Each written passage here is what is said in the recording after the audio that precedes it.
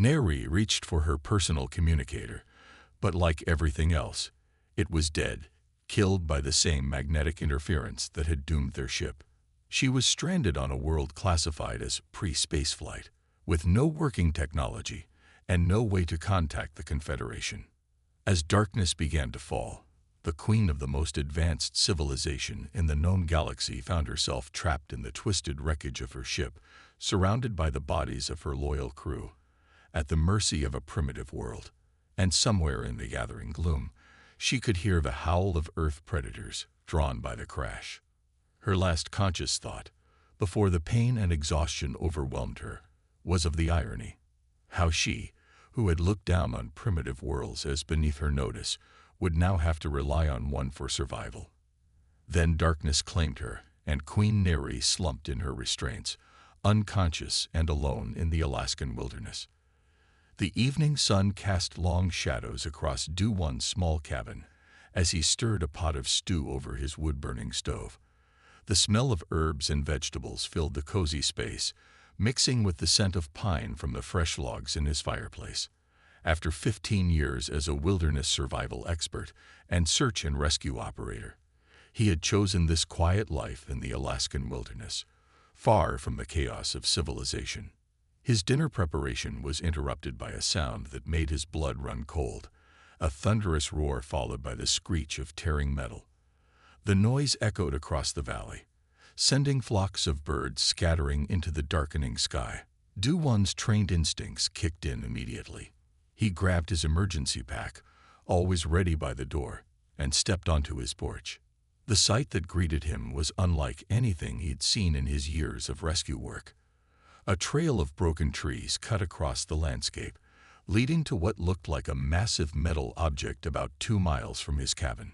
Through his binoculars, he could see debris scattered across the forest floor, reflecting the last rays of sunlight. Not a plane. He muttered to himself, noting the strange design and metallic sheen that no Earth aircraft possessed. His logical mind struggled to process what he was seeing, but his rescue training overrode his disbelief. If something had crashed, there might be survivors who needed help. Do-One quickly gathered his gear: first aid kit, rope, flashlight, emergency blankets, and his trusty hunting rifle. He'd learned long ago that in the Alaskan wilderness, being prepared meant the difference between life and death. The sun was setting rapidly, and he knew the temperature would drop significantly once darkness fell. He moved through the forest with practiced ease, his boots making little sound on the leaf-strewn ground. Years of tracking and hunting had taught him how to move quietly, even in near darkness. The crash site was easier to find than most. The path of destruction left by whatever had fallen from the sky created a clear trail to follow. As he got closer, the damage became more apparent. Massive trees, hundreds of years old, had been snapped like twigs. The air smelled of burnt metal and strange chemicals he couldn't identify. His flashlight beam revealed pieces of what looked like advanced technology scattered among the debris. The main wreckage came into view.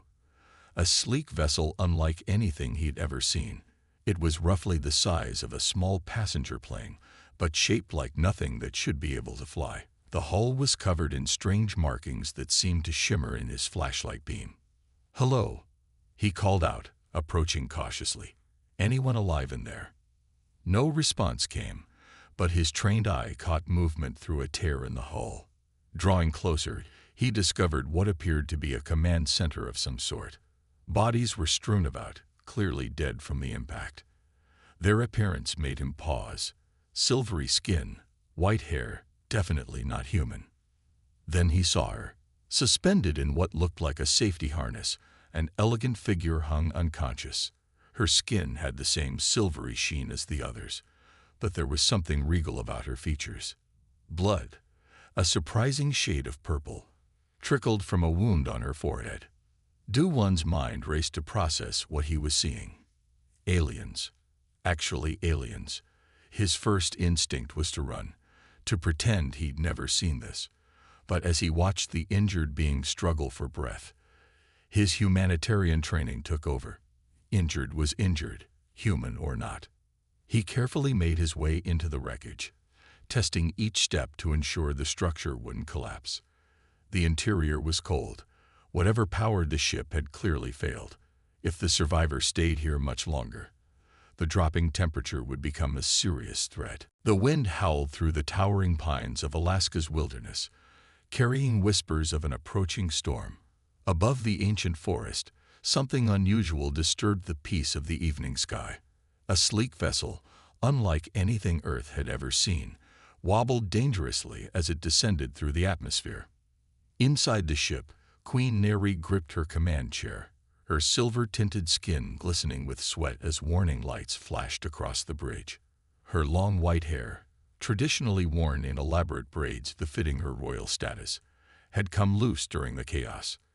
The vessel shuddered violently, making her stomach lurch. "My queen, the magnetic interference is stronger than our initial readings suggested," Captain Kita shouted from his position at the navigation console. His normally steady hands flew across the controls, trying desperately to stabilize their descent. "We've lost control of the primary systems." Neri watched as her royal guards worked frantically to save the ship. They were the finest crew in the Confederation, chosen specifically for this diplomatic mission to the Centauri colonies. None of them had expected a simple passage near this primitive world to turn so deadly.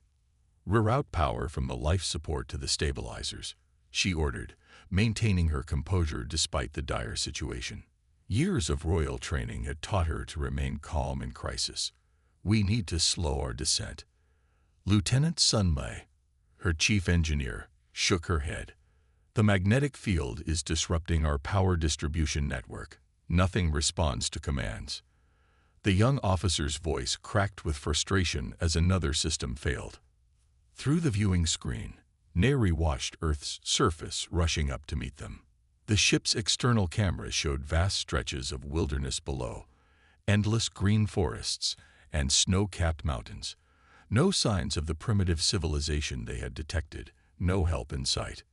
"Impact imminent," Kite's voice rang out. "Brace for emergency landing." Neri felt her heart race as the ship's nose dipped sharply. The vessel's automatic safety protocols activated, generating emergency shields around the crew. But as the ship entered the planet's magnetic field, even these basic systems began to fail. The first impact came when they hit the treetops. The sound was deafening, a symphony of screeching metal and splintering wood. Neri's world turned into a blur of motion as the ship cartwheeled through the forest canopy. She caught glimpses of her crew being thrown about despite their safety restraints. "Hold on," she screamed, but her voice was lost in the chaos. The second impact came when they hit the ground. The ship's hull, designed to withstand the pressures of space travel, crumpled like paper. Neri watched in horror as Captain Kita was thrown from his station, his body hitting the ceiling before disappearing in a shower of sparks and debris. Lieutenant Sunmei's scream cut off abruptly as a support beam crashed through her console. The ship carved a deep trench through the forest floor, scattering earth and trees in its wake. Each bounce brought fresh waves of destruction. Neri's safety harness dug into her shoulders, the only thing keeping her from sharing her crew's fate. She could taste blood in her mouth and feel sharp pain in her left leg where something had struck her. When the ship finally came to rest, the silence was deafening.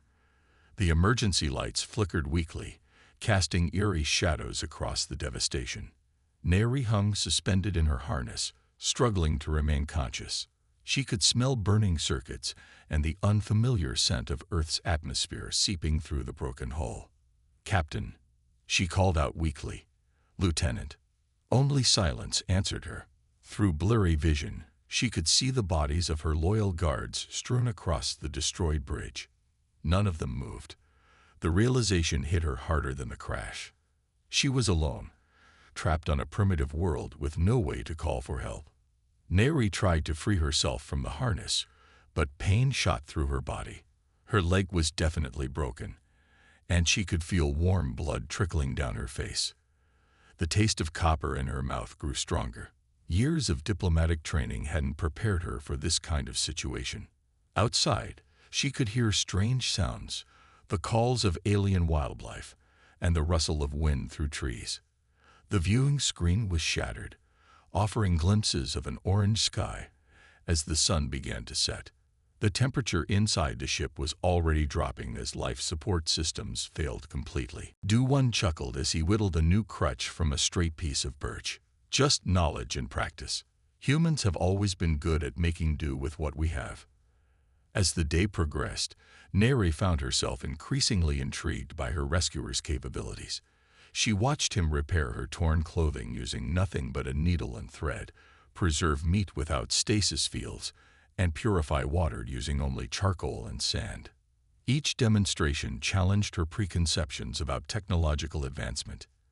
In Confederation, everything automated, she explained during their evening meal. A surprisingly tasty stew made from local vegetables and dried meat. Machines do all tasks. People forget old skills.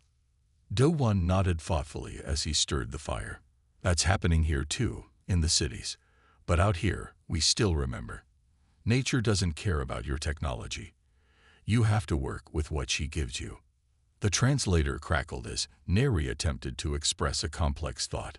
Your species, surprisingly adaptable. We thought. Primitive means helpless. We were wrong.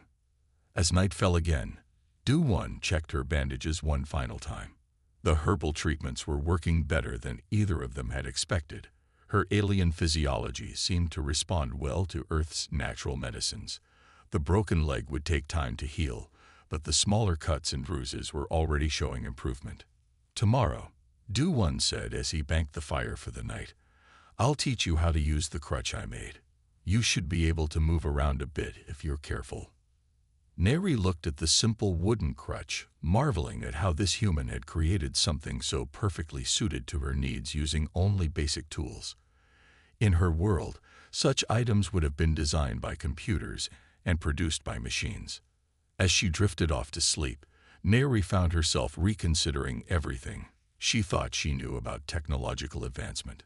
Perhaps true sophistication lay not in replacing basic skills with machines, but in maintaining those skills alongside technological progress. This human, with his seemingly primitive methods, had accomplished what all her advanced technology could not. He had saved her life using nothing but knowledge, skill, and the resources at hand. The translator gave one final sputter before going silent for the night, but Neri had already learned more than she could express in words. In this small cabin in the Alaskan wilderness, she was beginning to understand that advancement came in many forms, and technology wasn't always the measure of a civilization's worth.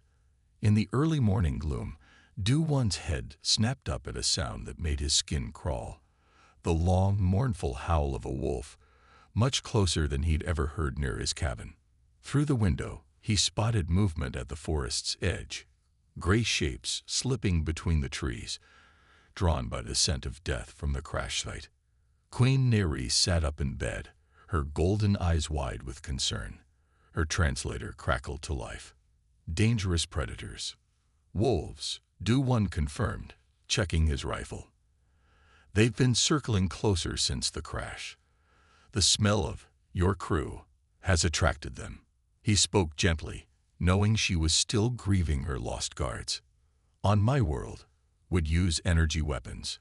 Neri gestured to her damaged equipment lying useless in the corner. Here, nothing works. Do-One moved to the window again, counting the shapes in the pre-dawn light. I count at least 6. That's a large pack.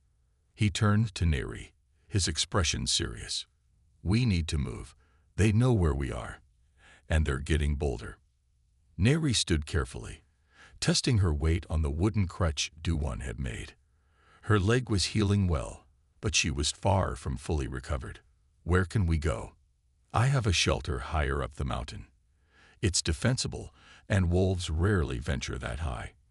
He began packing quickly, choosing only essential supplies. But getting there won't be easy. You'll need to learn to move like I do, quietly, carefully. They set out as the sun began to rise, Do-One leading the way through the misty forest. He showed Neri how to place her crutch on solid ground, how to test each step before putting her weight down. The wolves followed at a distance, their occasional howls sending chills down their spines. "Stop," Do-One whispered, pointing to the ground. "Look at these tracks. Fresh. They're trying to circle around ahead of us." "Ma'am," he tried, reaching her position. "Can you hear me?" Her eyes fluttered but didn't open. Up close, he could see that her injuries were severe. A broken leg, possible internal injuries, and what looked like a head wound. The strange purple blood worried him. He had no idea if human first aid would help or harm her. But doing nothing wasn't an option.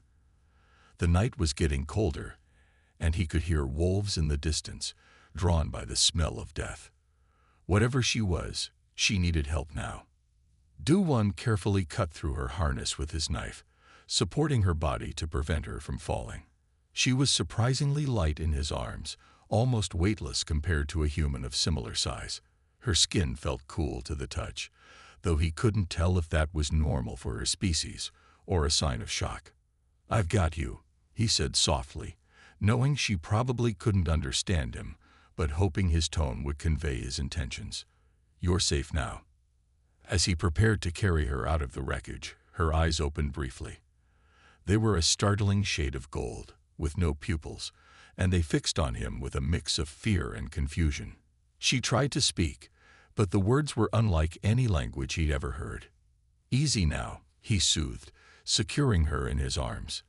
"My cabin's not far. We need to get you warm and treat these injuries." The last light of day had faded completely, leaving only his flashlight to illuminate their path back through the forest. Do-One moved carefully but quickly, aware that every minute could be crucial for his strange patient's survival. The wolves were getting closer, their howls more frequent. As he carried the alien queen through the darkening forest, Do-One couldn't help but marvel at how his life had changed in the span of an hour. He'd gone from a simple evening making stew to rescuing what appeared to be an extraterrestrial crash survivor. But as he felt her shiver in his arms, he knew that none of that mattered. Survival was survival, regardless of what planet you came from. The first rays of morning sunlight filtered through Do-One's cabin windows, illuminating his unusual patient. Queen Neri lay on his bed, her silvery skin catching the light in ways that made her seem to glow. A small device at her throat, some kind of translator, he guessed, sparked and hummed intermittently. Pain. Level. Decreasing. The device crackled, translating her soft words into broken English. Her golden eyes watched as Do-One prepared another batch of herbal poultice for her injuries. "Good to hear," he replied, keeping his voice gentle as he worked.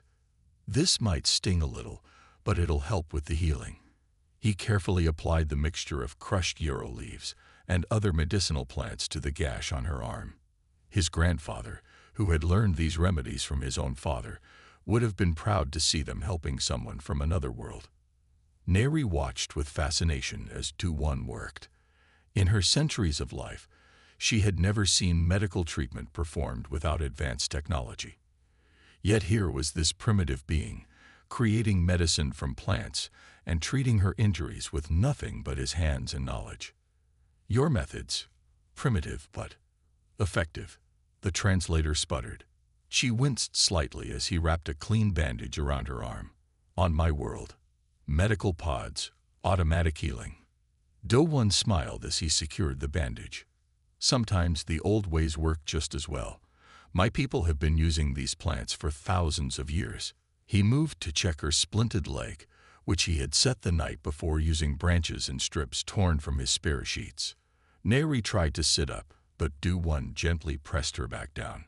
Through her translator, she managed to communicate her surprise at how quickly the pain in her leg had subsided. In the Confederation, such injuries would have required immediate molecular reconstruction. Throughout the day, Do-One worked steadily to make his patient comfortable. He crafted a better splint for her leg using wood he had shaped with his hunting knife, lined with soft moss to prevent chafing. When she mentioned being cold, her species apparently preferred higher temperatures. He showed her how he built and maintained the fire, explaining how different woods burn at different rates. You create tools from nothing, Neri observed through her increasingly stable translator as she watched him work. No fabrication units, no molecular assemblers. Neri stared at the marks in the dirt, amazed at how Do-One could read so much information from such simple signs. How you know direction. See how the dirt is pushed back here. Shows which way they're moving. He taught her quickly, knowing their lives might depend on this knowledge. We need to change course. Head uphill sooner than I planned. The climb was grueling. Neri's injured leg made every step a challenge, but she refused to complain. She watched Do-One carefully, mimicking his movements, learning to use the terrain to their advantage. When they needed to rest, he showed her how to find sheltered spots, always keeping their backs protected. In space, everything is sensors and computers, Neri said during one brief rest. This is different, more real. Do-One nodded, offering her water from his canteen. Nature doesn't care about technology. Out here, you need to understand the land, the weather, the animals. Everything tells a story if you know how to read it. A wolf's howl, closer now, cut their rest short. Do-One's expression turned grim.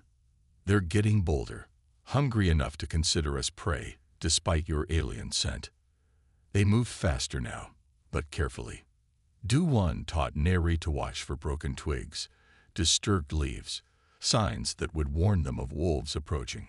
Her royal training had never included anything like this, but she found herself adapting quickly. Movement. 3 o'clock, she whispered, using the terms Do-One had taught her. Her keen alien eyes had spotted a gray-shaped slipping through the trees. Good catch, Do-One praised, adjusting their route. You're learning fast. The sun was high when they reached a steep rock face.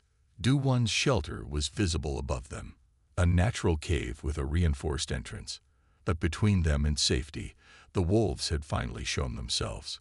5 gray shapes emerged from the trees, with more moving in the shadows behind them. They think they have us cornered, Do-One said calmly, raising his rifle. But they don't know these rocks like I do. When I fire, we're going to move fast. There's a path up, narrow, but the wolves won't risk it. Neri gripped her crutch tightly, heart pounding. In space battles, she had faced death without fear, but this was different. More primal, more immediate. The rifle crack echoed through the valley. The wolves scattered momentarily, and Do-One guided Neri to a nearly invisible path up the rock face. Her injured leg screamed in protest, but she forced herself onward, using every technique he had taught her about moving quietly and finding secure footing. They reached the shelter just as the wolves regrouped. Do-One quickly secured the entrance, and finally they could rest in safety. Through the reinforced window, they'd watch the frustrated predators eventually retreat as the day waned. Your world. Very dangerous, Neri said as they sat by the shelter's small stove that evening. Do-One smiled. All worlds are dangerous if you don't respect them. Technology can help, but it's not everything. Sometimes survival comes down to understanding, adapting, and working with what you have. Neri looked at her broken translator, her useless energy weapons, then at the simple but effective tools Do-One had used to keep them alive. She thought of her civilization's reliance on technology, how helpless many would be without it. Perhaps we have forgotten too much, she said softly. In gaining new knowledge, lost old wisdom. Outside, a wolf howled in the distance, but now Neri could read the message in that sound. Territory, location, hunting. She was learning to understand this world, not through sensors and computers, but through experience and observation. And somehow that felt like progress. King Jin-Ho stood at the command center of his flagship, the Stellar Crown, his silver skin almost colorless under the harsh light of the bridge's displays. His white hair, normally kept in an immaculate royal style, showed signs of neglect after days of searching. The massive view screen before him showed Earth rotating slowly, mockingly peaceful despite hiding his missing queen somewhere on its surface. 3 days, he growled, his long fingers gripping the command rail. 3 days, and our best technology cannot find one diplomatic vessel on this backward world. Admiral Tai Yang approached cautiously, aware of his king's darkening mood. Your Majesty, the planet's magnetic field continues to interfere with our scanning equipment. Even our most advanced systems are struggling to penetrate the atmospheric interference. Jin Ho's golden eyes narrowed. Then send more ships. I want every square meter of this primitive rock searched. Queen Neri must be found. My king. A young science officer named Mirai spoke up hesitantly. I have studied the local species. Despite their technological limitations, they have extensive knowledge of their terrain. Perhaps if we contacted them. Silence. Jin Ho's voice echoed across the bridge. You suggest we ask primitives for help. Beings who haven't even achieved basic spaceflight.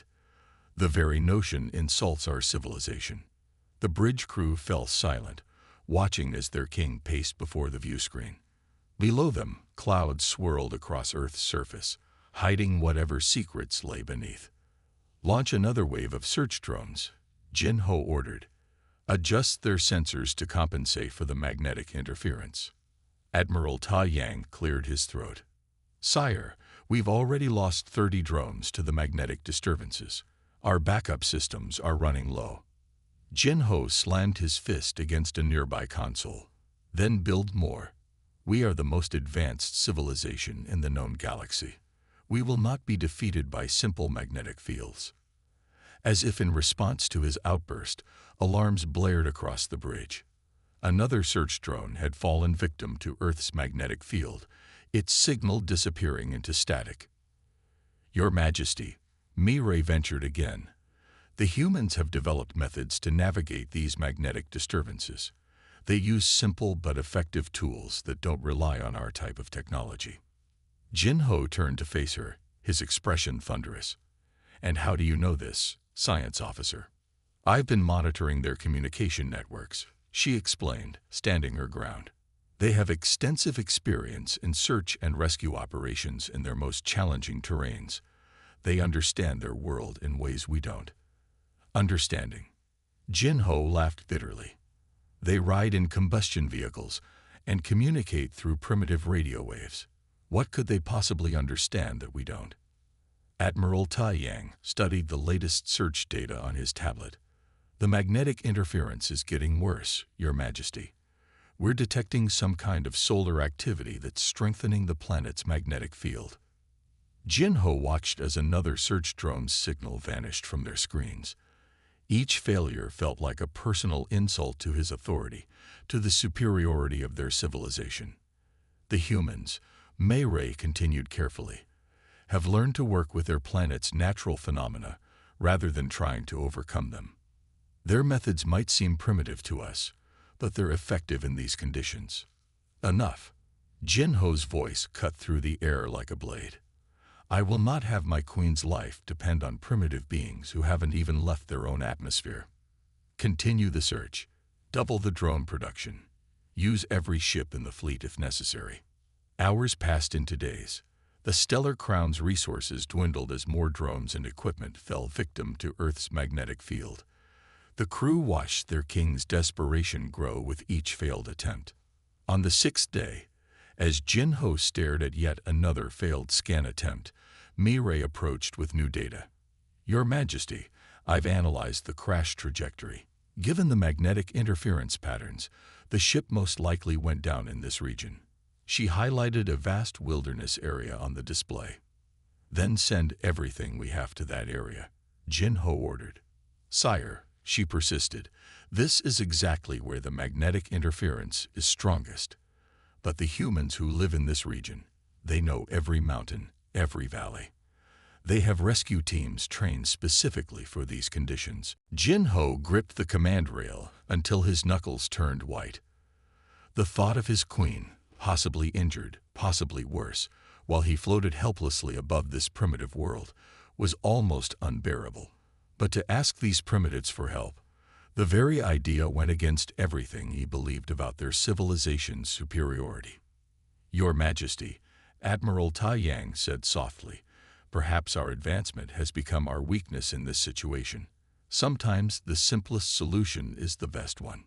Jin Ho stared at Earth's surface, where somewhere his queen waited to be found. His pride warred with his desperation, while around him, the most advanced technology in the galaxy proved useless against a simple planetary magnetic field. Yet still he stood firm, his pride unwavering. "Continue the search. We will find her ourselves, or I will tear this primitive world apart trying." As another wave of drones launched from the stellar crown, disappearing into Earth's atmosphere, Jin Ho refused to acknowledge the growing truth that sometimes the most advanced civilization in the galaxy could be humbled by what they considered primitive, and that true wisdom might lie in knowing when to ask for help. Sunlight streamed through the shelter's window as Neri sat cross-legged on the floor, surrounded by pieces of her crashed ship's emergency beacon. Du-Won watched with fascination as her delicate fingers worked with the alien technology, combining it with the simple tools he had crafted for her. "Crystal matrix damage," she muttered, her translator working much better after Du-Won had helped her clean and repair its basic components. "Need conducting material." Du-Won rummaged through his collection of salvaged materials from the crash site. "Would copper work? I found some wiring in the wreckage." Neri's golden eyes lit up. "Yes, copper. Primitive but effective conductor." She had stopped adding primitive as an insult. Now it was simply a technical term. Together, they worked on the beacon, Neri's advanced knowledge combining with Du-Won's practical skills. He had crafted her precise tools from wood and metal, each one designed to her exact specifications. When standard solutions failed, his creative alternatives often proved surprisingly effective. In Confederation, Neri explained, while carefully aligning crystals, "We replace broken parts. Never learn to repair." She smiled at the makeshift tools. "Your way. More useful here." Du-Won held a piece steady as she connected delicate wiring. Sometimes fixing things teaches you more than replacing them ever could. The beacon suddenly hummed to life, its core glowing with a soft blue light. Neri's hands trembled slightly as she made final adjustments. "Signal strong now. They will come." Du-Won felt an unexpected pang of sadness. The past week had changed him, changed them both. What had started as a rescue had become something more, a bridge between two vastly different worlds. Hours passed as they waited, sharing stories of their different lives. Neri spoke of vast space stations and gleaming cities, while Du-Won described the simple beauty of sunrise over the mountains and the satisfaction of living in harmony with the land. The beacon's hum grew stronger as evening approached. Suddenly, Neri straightened. "They come. Many ships." Du-Won stepped outside the shelter and looked up.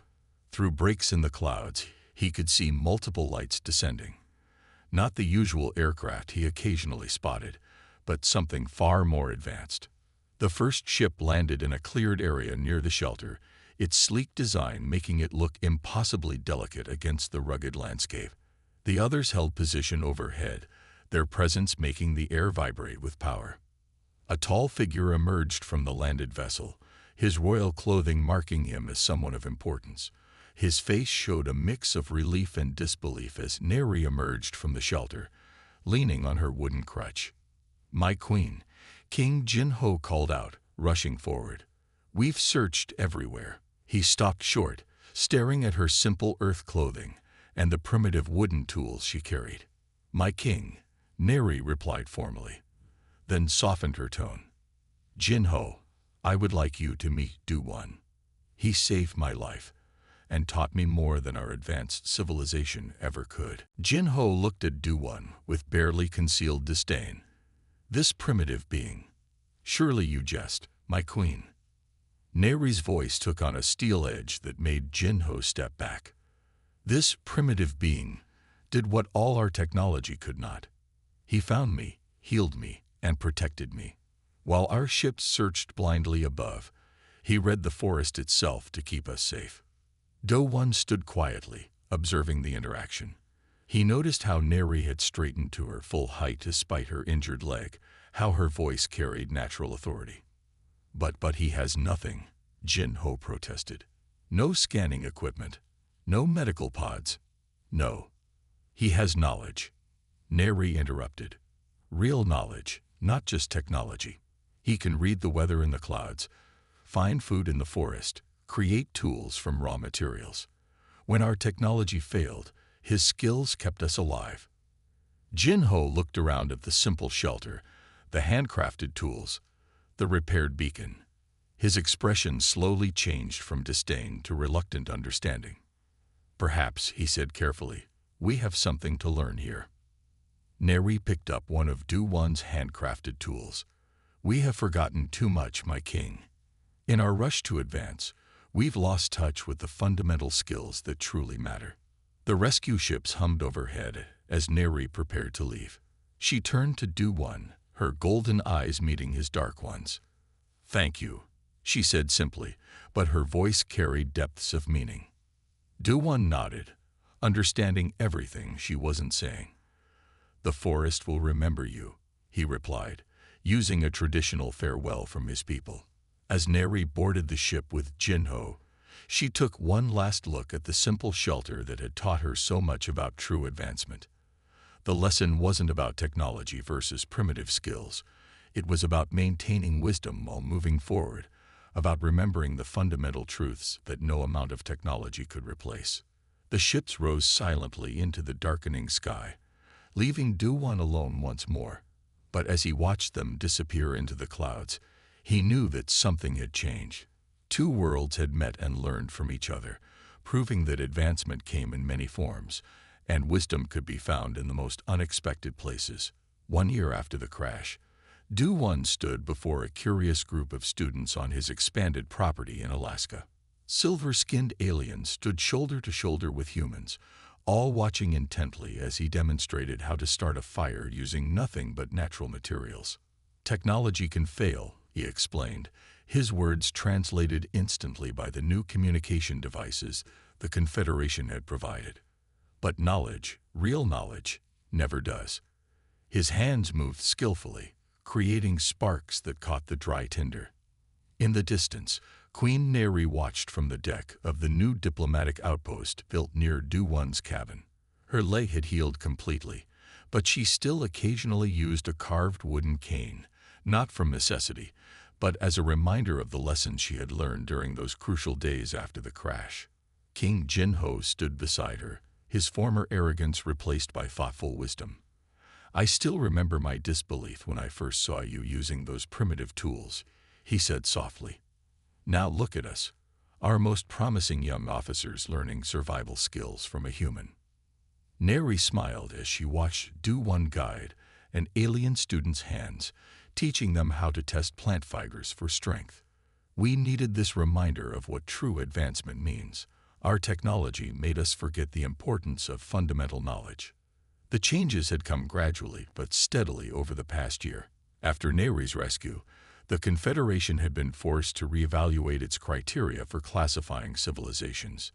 Technology level was no longer the sole measure of advancement. Adaptability, resourcefulness, and practical wisdom now carried equal weight. Do-One's simple cabin had become the heart of a unique cultural exchange program. Confederation scientists worked alongside human experts, learning how Earth's peoples had adapted to every environment on their planet. In return, they shared knowledge that helped humans better understand their world without overwhelming them with technology. Watch carefully, Do-One's voice carried across the training ground. Nature gives us everything we need. We just have to learn its language. He demonstrated how different types of wood burned at different rates, how to read weather patterns in the sky, how to find water in seemingly dry landscapes. A young Confederation officer raised her hand. But why learn these skills when we have atmospheric processors and water synthesizers?